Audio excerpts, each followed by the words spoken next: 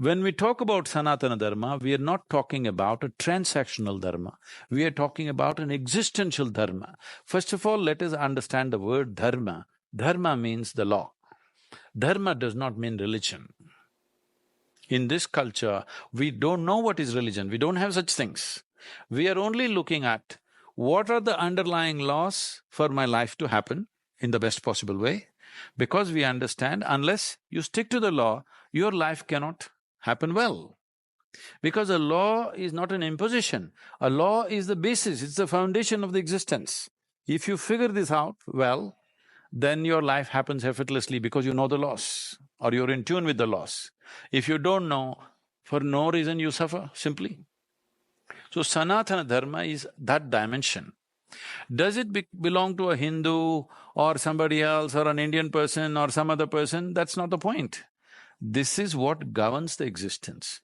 No culture has looked at it with such profoundness as we have in this culture.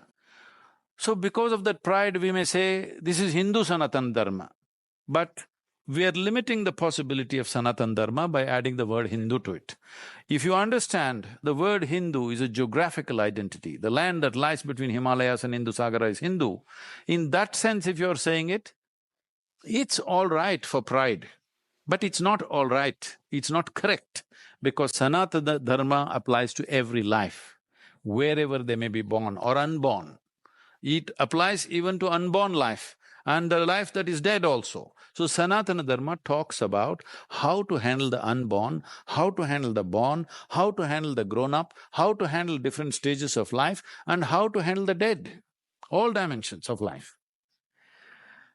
But Smriti is something that every generation should reinvent or amendments need to happen. This is the only culture which has thought of things like this, that we understand social transactions have to evolve. Evolution does not necessarily mean we're doing something better than the previous generation. It is just that because situations are changing, we're evolving so that we fit into those situations. So situational transactions always have to evolve and change. So this culture allowed that. How you ate 100 years ago, today we can debate and say that's not the way we want to eat because my work habits have changed. When I was ploughing the land, I was eating that much of whatever. Today I'm just directing a movie, so I will only this much of this. So there is no law to say you have to eat like this, you have to fast like this, you have to do this. Because these laws must be constantly amended.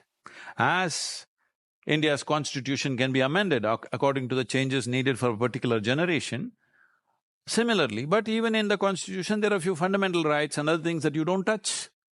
You cannot call that Sanatan Dharma, but in a way it is. For the nation, it is. There are a few fundamental rights which are absolute, sacrosanct, you cannot touch it. But everything else is available for amendments and improvements and knockdown of certain laws, all these things.